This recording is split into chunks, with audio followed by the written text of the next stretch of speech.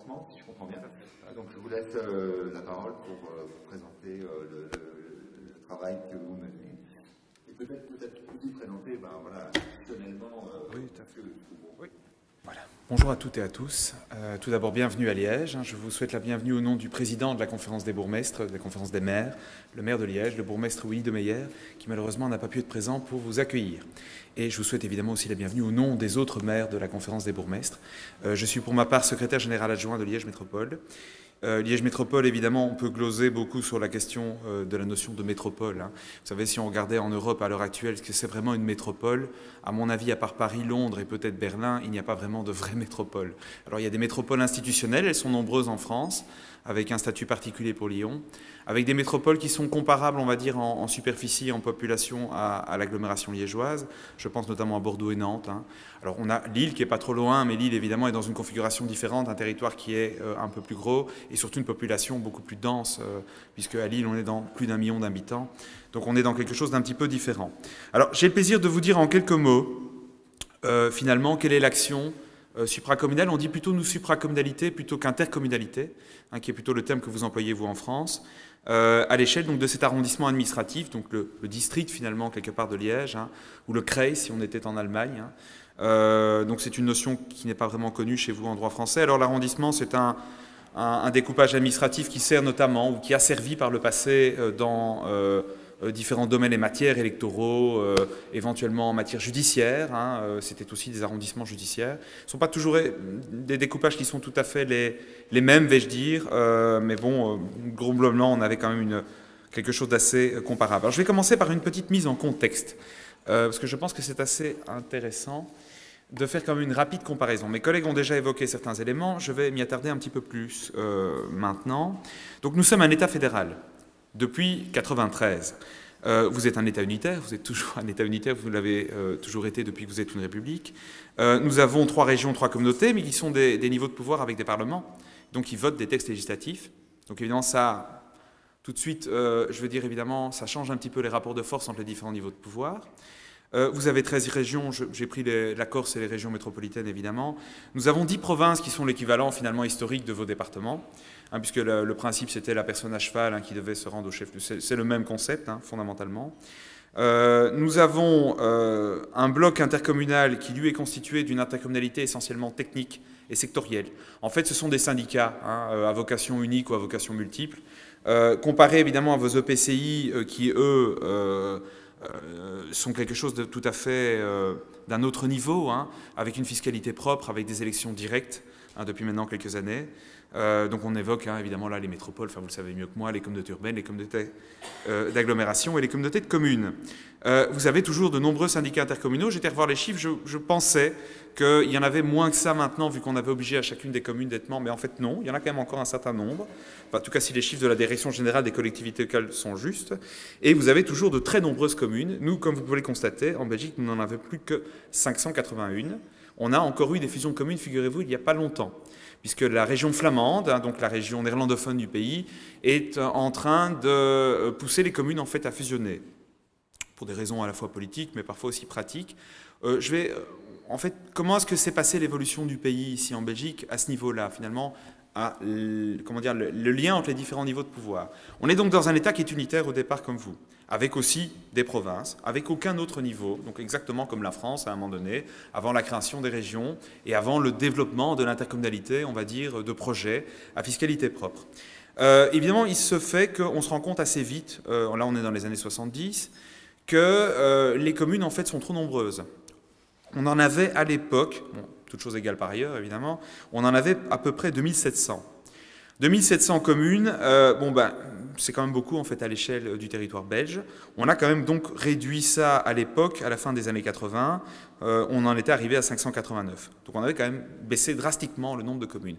On l'a fait parce qu'on s'est rendu compte que les communes étaient trop petites pour faire face en fait à l'époque déjà à toute une série de défis techniques, à toute une série de défis financiers. Je peux vous dire qu'on en est revenu à la même situation. Et que la crise du Covid et maintenant les inondations que nous avons connues ici en région liégeoise ont accentué encore fortement D'une part, la difficulté financière, hein, la dette, l'endettement et les difficultés budgétaires des communes. On va aussi perdre évidemment de l'argent dans les prochaines années à cause des faillites, à cause des bêtement en termes d'impôts fonciers. Il y a des maisons qui ont été détruites. Donc c'est de l'impôt foncier en moins pour les communes. Donc on est dans une situation qui est assez délicate et déjà même avant toutes ces crises-là, on était de nouveau confronté aussi à une difficulté technique très importante au niveau en fait, finalement du monde dans lequel on vit. J'espère que la présentation ne va pas sauter. Et on est aussi face à des problèmes qui sont structurels, on l'a dit, économiques, enfin ça c'est des problèmes de développement du territoire, mais les communes sont confrontées aussi à des problèmes structurels en matière de pension du personnel des collectivités locales, en matière de pompiers, de police, et j'ajouterai à ça les déchets. Enfin, en gros, les poubelles. Moi, j'appelle ça les 4 P. Hein, donc, c'est assez... Bon, ce sont des problèmes qui sont structurels. Hein, je veux dire, la sécurité civile est quelque chose qui coûte très cher quand on la veut de qualité et professionnelle. Et les pensions, c'est un problème en fait historique. On a à un moment donné cessé de nommer des agents. Et donc, du coup, on a des agents contractuels en grand nombre dans la fonction publique locale. Et à un moment donné, un déséquilibre en fait s'est créé. Et il est très, très important. Il y met notamment la ville de Liège où vous êtes en grande difficulté depuis maintenant de nombreuses années. Donc, vous aviez ces problèmes structurels. À ça se sont ajoutés les problèmes conjoncturels. Donc, on est face évidemment à un très grand besoin de nouveau de, quelque part, réduire finalement, pas le nombre de communes, mais en tout cas d'augmenter peut-être la taille, hein, je veux dire, d'action. Alors, ce sera peut-être des fusions. Pour le moment, en Wallonie, ce n'est pas quelque chose qui est privilégié. Ce sera plutôt une coopération renforcée. C'est plutôt vers là qu'on va. Alors, si je compare aussi chez nous la réflexion finalement en termes de structure, donc on part de cet État unitaire, on en arrive assez rapidement à se rendre compte qu'à un moment donné, il faut des niveaux intermédiaires. Et en fait, dans les années 70, en 71 exactement, on introduit dans la Constitution belge en fait les notions d'agglomération et de fédération de communes, qui finalement en fait sont assez inspirées de vos communautés urbaines et de la loi de 1966, si je ne me trompe pas, qui les créait à l'époque. Et en fait, on avait repris une liste de compétences attribuées aux agglomérations, qui étaient les grandes agglomérations urbaines du pays, dont Liège, évidemment. Hein, vous aviez Bruxelles, vous aviez Anvers, vous aviez Gand, vous aviez Liège et Charleroi. Essentiellement, je pense que je ne me trompe pas, je crois qu'il n'y en avait pas d'autres, qui avaient été identifiées. Ça ne s'est pas fait pourquoi? Parce qu'à un moment donné, l'État unitaire belge est devenu progressivement un État fédéral, et ça a donc été acté en 1993 de façon complètement officielle. Et donc, à un moment donné, il a paru peu utile de rajouter une couche dans un pays qui n'est quand même pas énorme, entre les communes existantes toujours, bien entendu, le niveau de base, les provinces qui n'avaient pas disparu, les régions, les communautés, un niveau intermédiaire avec un pouvoir législatif, et l'État fédéral. Ça fait beaucoup de monde, donc à l'époque, on a progressivement préféré, après avoir réussi la fusion des communes en termes de nombre, peut-être pas toujours une réussite en termes de fusion et de choix de communes fusionnées, c'était très politique comme vous vous en doutez, Liège par exemple n'a peut-être pas été fusionnée à la hauteur qu'elle aurait dû l'être. Ça explique aussi des problèmes de fonctionnement, je veux dire, au quotidien de la ville de Liège. Anvers, par exemple, a été mieux fusionnée. Anvers est en fait la plus grande ville du pays. Bruxelles-Ville est plus petit qu'Anvers en termes d'habitants. Il faut se rendre compte de ça. Alors, l'arrondissement de Liège, qui est notre territoire d'action, vous le verrez, on l'a dit tantôt, Madame la Première Échevine l'a mentionné, en fait, elle était un petit peu pessimiste. En fait, on fait 625 000 habitants. C'est quand même déjà une taille respectable. Donc, c'est déjà un niveau de pouvoir qui a quand même un certain poids au niveau belge. J'y reviendrai. Alors, quelques comparaisons rapides maintenant sur la réalité finalement du développement territorial en Wallonie et en région liégeoise. Donc comme je vous l'ai dit, on est dans une intercommunalité sectorielle. On a des intercommunales qui s'occupent des déchets, du traitement des eaux, de la distribution d'eau, enfin des réseaux de distribution de gaz, d'électricité. On a une intercommunale de développement économique qui essaye, depuis quelques années, de se transformer quelque part en une sorte d'agence de développement du territoire. Mais nous n'avons pas d'agence d'urbanisme. C'est un concept qui existe évidemment, mais qui n'est pas techniquement prévu dans un code ici. Je veux dire, juridiquement, il n'existe pas d'agence d'urbanisme. Nous avons, je ne l'ai pas mis sur la dia, nous n'avons pas non plus, par exemple, de conseil de développement, comme vous pouvez en avoir dans les grandes métropoles ou les communautés urbaines françaises, qui est un outil intéressant. On a autre chose. On a ce qu'on appelle un groupement de redéploiement économique, où on a la société civile, on va dire, économique surtout, syndicats, patronat, qui est autour de la table avec les politiciens. Ce qui est une différence notable avec vos conseils de développement, où les politiques ne sont pas présents. Alors on a, sous l'influence française, j'ai des collègues qui, dans la région de Tournai, frontalière avec donc, la zone Lille-Courtrai-Tournai, qui ont, eux, créé un conseil de développement, mais ils y ont mis le politique, qui est assez intéressant, il y a des élus. Bon. Mais nous n'avons donc pas formellement ces outils-là. Nous n'avons pas non plus des outils équivalents à un SCOT ou un PDU. On a ce qu'on appelle un plan urbain de mobilité, qui est quelque chose qui est un peu dépassé en termes de contenu, à mon avis, qui n'a pas bénéficié quelque part de la révolution du développement durable, même si c'est déjà un document assez intéressant, j'y reviendrai, parce que c'est un document qui mêle à la fois aménagement du territoire et mobilité. Puisqu'évidemment, quand vous touchez à la mobilité, vous touchez évidemment, bien entendu, à comment vous aménagez le territoire, parce que l'impact des infrastructures de mobilité et des choix de mobilité sont énormes, évidemment. C'est aussi énorme que le logement, hein, en termes d'influence sur le développement d'un territoire. Nous n'avons pas non plus un SCOT. SCOT qui aussi, comme vos PDU, est quelque chose qui a été fortement développé sur l'aspect environnemental et développement durable.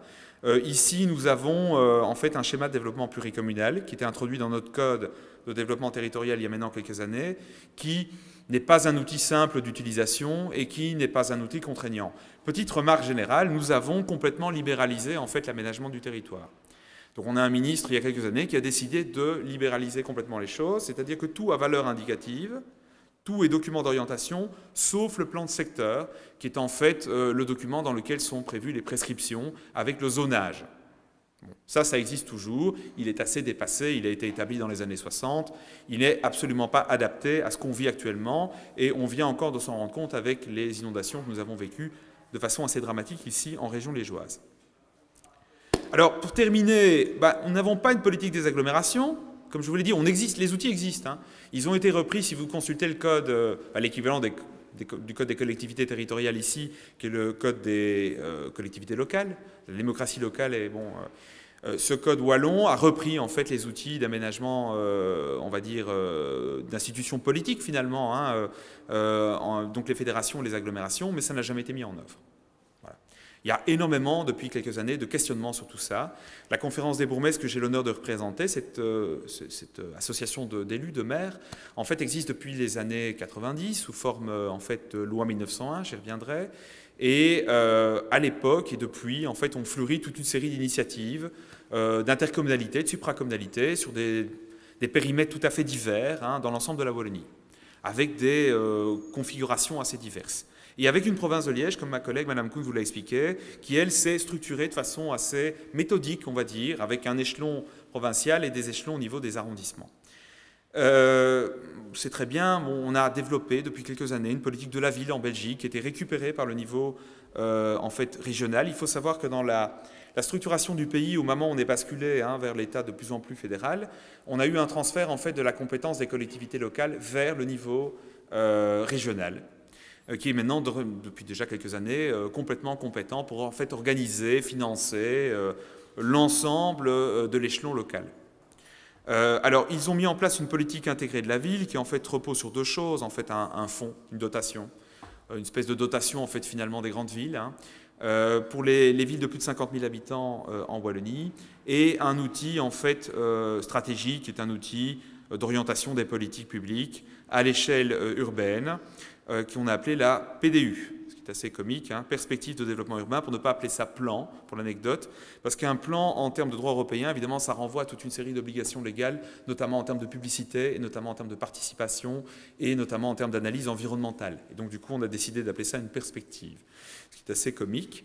Enfin, fondamentalement, c'est un plan de stratégie. Hein. Alors, les communes en Wallonie ont tout un plan de développement stratégique, et les communes urbaines peuvent, qu'elles soient bénéficiaires ou pas de la dotation en fait, des grandes villes, développer un tel plan. C'est le cas de la ville de Liège, qui évidemment, par ses 200 000 habitants quasiment, une des deux plus grandes villes wallonnes. J'en terminerai sur cette comparaison un peu rapide pour évoquer aussi la problématique de la politique foncière, parce que vous le savez tous, hein, vu votre cursus, sans maîtrise du foncier, on ne sait pas faire grand-chose. Alors, une des grandes difficultés ici, c'est qu'on a vendu énormément le foncier. Vous allez avoir l'occasion, pour certains d'entre vous, d'aller voir le site de Bavière, qui est un ancien hôpital public, qui était en fait propriété du CPS, si je ne me trompe pas, de la ville de Liège, donc en fait du Centre public d'action sociale de la ville. Et à un moment donné, ils ont vendu. Parce que la ville de Liège a été confrontée à des grandes difficultés financières à un moment donné, et donc ils ont vendu. Et donc ça est resté un choc pendant très longtemps. Et sans l'action courageuse, notamment de la province de Liège, qui y mène une grosse programmation en termes, enfin c'est ce qu'on vous propose de vous présenter, une grosse programmation en termes culturels là-bas avec le déplacement de la bibliothèque principale de la région et de la province, et d'autres partenaires publics et privés, ce site serait toujours un chancre. Donc la maîtrise du foncier, c'est évidemment essentiel. Nous n'avons malheureusement pas d'établissements publics fonciers, ni d'État, enfin, ni régionaux, on va dire, hein, ce serait plutôt des établissements régionaux ou même supralocaux. Nous ne bénéficions pas non plus de mécanismes équivalents en SEM. On a fait une tentative, c'est un autre site que vous allez aller voir, c'est le quartier autour de la gare des Guillemins où vous êtes arrivé. On a la région Wallonne a créé à l'époque une société de développement pour, on va dire, le quartier hein, de Liège-Guillemins, qui ressemblait à l'ensemble des propriétaires. C'est un outil qui n'a pas fonctionné correctement, notamment à cause des réticences d'un des grands propriétaires fonciers, la SNCB. Donc c'est très complexe, nous n'avons pas donc ces outils, donc on est, voilà quelle est notre réalité, rapidement brossée, comparée à la vôtre. Alors maintenant j'en viens plus particulièrement à Liège Métropole et à son action, tout d'abord au territoire. Donc comme vous pouvez le voir ici, le territoire de l'arrondissement, il est central hein, dans le territoire provincial. Nous avons 24 villes et communes. Donc 625 000 habitants, nous sommes la première agglomération wallonne de très loin devant Charleroi, parce que si vous prenez l'agglomération de Charleroi, en fait, en finalité, ils sont très nettement moins nombreux, hein. On parle de plus de 150 000 habitants de différence. Alors cet arrondissement est assez important, donc c'est à l'échelle wallonne quand même, donc Liège est en fait la capitale économique de Wallonie, elle aurait dû en être la capitale administrative, mais pour des raisons de combat de coq entre Charleroi et Liège, c'est la ville de Namur, qui est une petite ville, hein, ma foi fort bien préservée, qui est devenue la capitale administrative de la région. C'est assez comique, mais c'est comme ça. Alors, l'arrondissement de Liège est donc la première agglomération urbaine de Wallonie, c'est la 4e de Belgique. Alors, on peut discuter ça, mais en fait, vous avez Bruxelles, vous avez Anvers, vous avez Gand et puis Liège. Et bon, on va dire qu'à un moment, nous étions peut-être devant Gand, mais maintenant, en termes de population, nous sommes plutôt derrière. C'est 19% du produit intérieur brut wallon, c'est 19% de l'emploi wallon, c'est 35% de l'enseignement supérieur en Wallonie. Comme l'a dit Madame la Première échevine, nous avons une université qui est une des universités importantes du pays. Nous avons aussi un paquet d'autres écoles, ici en région liégeoise, de différents niveaux de pouvoir. Hein, et donc nous avons en fait un nombre très important d'étudiants du supérieur qui nous font le plaisir, notamment énormément de Français, figurez-vous, qui nous font le plaisir de venir étudier ici en région liégeoise. Nous sommes aussi également le plus grand pôle commercial de Wallonie. Nous avons, quand on regarde le schéma de développement commercial régional, plusieurs en fait pôles qui sont d'importance, hein, dans le top 10 en fait. Alors c'est une très grande responsabilité, parce qu'évidemment le développement commercial est un développement qui a beaucoup d'impact sur le territoire, qui peut entraîner, quand il est mal conçu, une désertification évidemment du commerce en centre-ville, et aussi également, bien entendu, des difficultés en termes de mobilité, évidemment, quand il est mal localisé. Merci beaucoup. Donc voilà, ce sont les chiffres que je viens d'égrener. Et donc vous voyez que nous sommes en plein cœur de cette région Meuse-Rhin. Hein, nous sommes à 30 minutes en train en fait de Maastricht, hein, la fameuse ville de Maastricht, et nous sommes à 30 minutes d'Aix-la-Chapelle, à Aachen. Hein, donc en fait on est tout près de Cologne en fait, hein, donc qui est quand même une des plus grandes villes d'Allemagne et qui est donc une zone extrêmement économiquement très forte. Et on est de l'autre côté coincé entre Bruxelles et Cologne en fait finalement. Donc on est dans une zone qui est assez intéressante et on est historiquement, comme on vous l'a dit, une zone qui a tendance à aller vers évidemment plutôt finalement l'Est, hein, quelque part. On est un ancien État membre du Saint-Empire romain germanique. Alors, le région Meuse-Rhin, c'est quand même quasiment 4 millions d'habitants. Hein. C'est 3 900 000 habitants, donc c'est quand même une zone qui, là, commence quand même sérieusement à peser. Donc, avec cette échelle de 1 million, c'est la province, c'est le bleu pâle, et les 625 000 de l'arrondissement. Et on peut descendre comme ça, ainsi de suite, jusqu'au quartier. J'ai vu que vous étudiez les différentes échelles dans le cadre de votre cursus. C'est évidemment très important. Et à chaque échelle, évidemment, la compétence ou l'action, évidemment, pertinente en termes d'efficience et de subsidiarité, évidemment, qui est un principe maintenant bien connu. Alors, une association d'élus, donc comme je le disais, qui existe depuis les années 90 et qui a pris la forme en fait d'une ASBL. En fait, c'est une association loi 1901, si je fais la comparaison avec votre système. On est actif essentiellement, historiquement, dans les missions régaliennes en fait, dévolues au maire, au bourgmestre.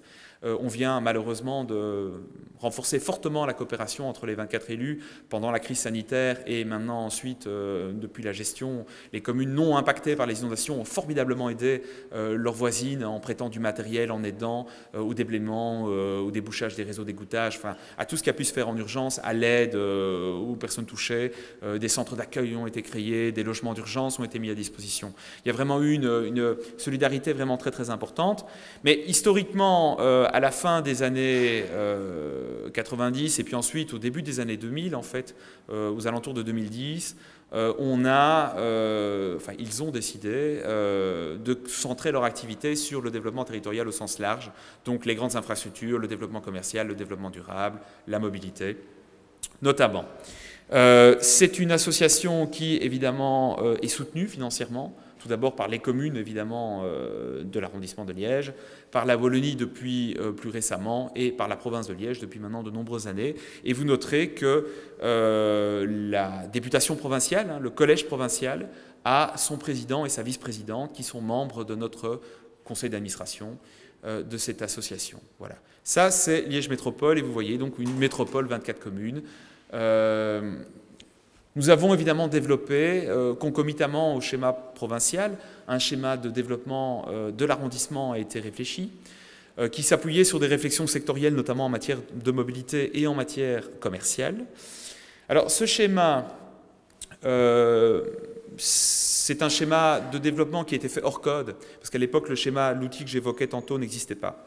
Donc nous l'avons commencé et nous l'avons continué.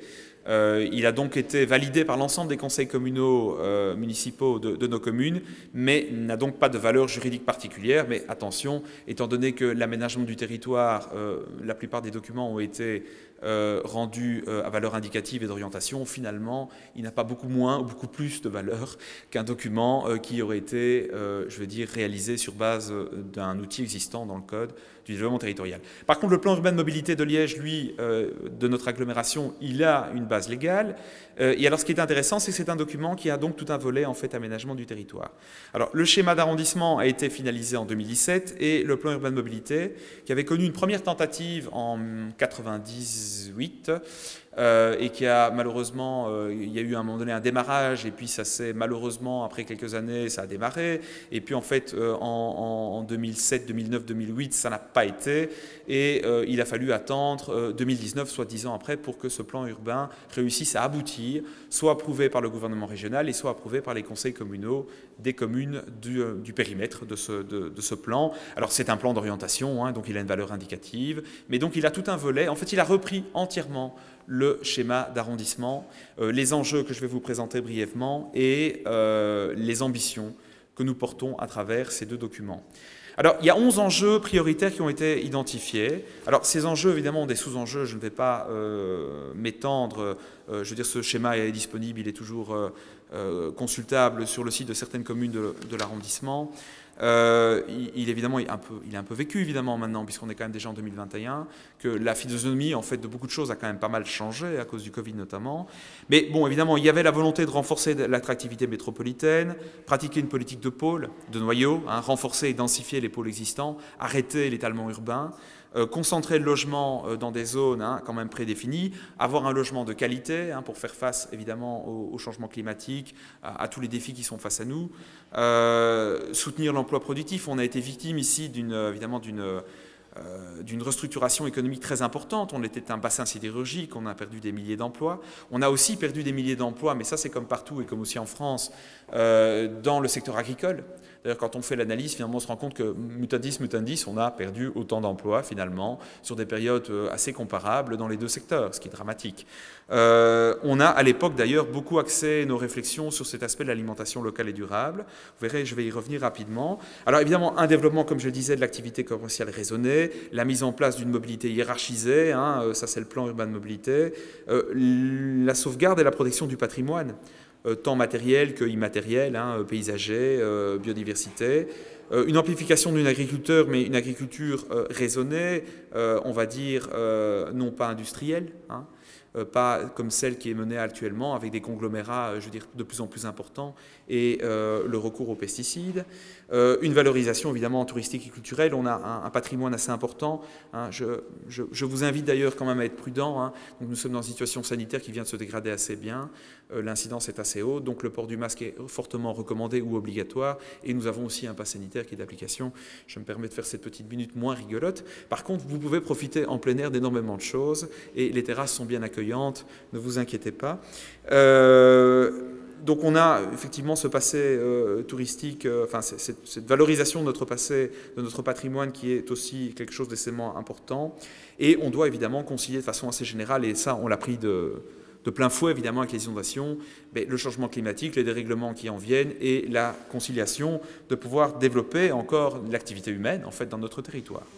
Et bien entendu, évidemment, la promotion d'une gouvernance supralocale. Nous militons, évidemment, mon président et ses collègues, les maires de notre arrondissement, militent pour avoir des structures en fait de type communauté urbaine ou métropole et de pouvoir bénéficier aussi du financement qui va avec pour pouvoir mener des actions plus fortes encore à l'avenir, même si nous avons été reconnus, hein, comme je le disais, par la région wallonne et que nous bénéficions d'un subside, ma foi, ce n'est pas encore énorme. Alors, nous avons donc 11 enjeux que nous devons rencontrer. Nous avons 6 ambitions. 4 issues de notre schéma de développement territorial et 2 de notre plan. Alors, l'ambition logement était assez forte, mais il faut savoir qu'à l'époque, la démographie prévoyait un boom démographique qui n'est pas arrivé. Il n'est pas arrivé, entre autres, à cause du Covid, mais aussi probablement par d'autres raisons, je veux dire une politique probablement d'immigration un peu plus sévère. Et en fait, c'était surtout un boom démographique qui était lié non pas à un taux de natalité qui allait exploser ou à une démographie, je veux dire, interne, c'était de la dynamique externe, soit externe à notre arrondissement, soit externe carrément même à la région wallonne et à la Belgique. Et donc, malgré tout, les élus, même à l'époque, on savait bien que ces perspectives étaient fort...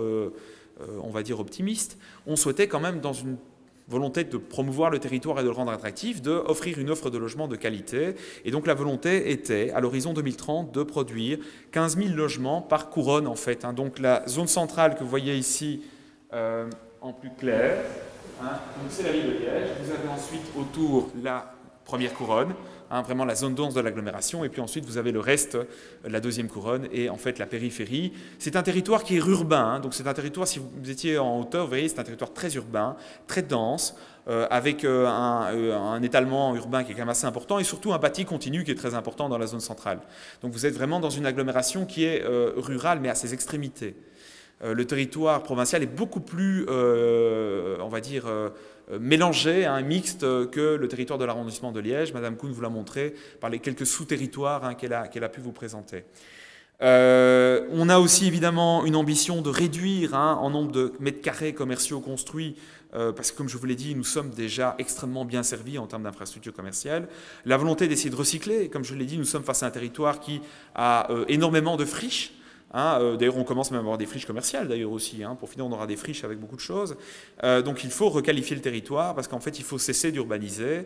Déjà, avant le stop béton prévu en fait et annoncé par la région, on avait déjà anticipé. Hein, c'était quelque chose qui est déjà dans l'air du temps. On a la volonté de créer des emplois dans la filière de l'alimentation et spécifiquement de l'agriculture, parce qu'on estime que ce sont des emplois qui sont des emplois qu'on peut conserver, maintenir et qui sont des emplois essentiels.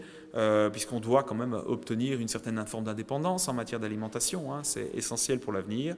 On a évidemment la volonté de hiérarchiser notre réseau et c'est la dernière ambition, d'aller en fait vers des reports modaux, hein, assez importants de la voiture, de l'autosoliste vers en fait les autres modes de transport, les modes doux bien entendu, mais aussi évidemment les transports collectifs.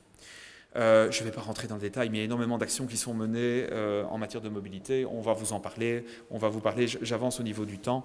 Donc ici, vous avez tout ça été traduit au sein d'une carte des vocations territoriales avec 3 zones, hein, d'intervention en termes de mobilité, évidemment avec des reports modaux qui sont, ou des parts de marché, on va dire, pour la mobilité, qui sont adaptées. Plus vous êtes dans le cœur, évidemment, plus vous êtes dans une zone où la marche, le vélo, le transport en commun, évidemment, est favorisé. Et plus vous éloignez, plus on est dans le train, essentiellement, et on va dire la voiture quand même, mais en covoiturage, on l'espère, et pas en autosolisme.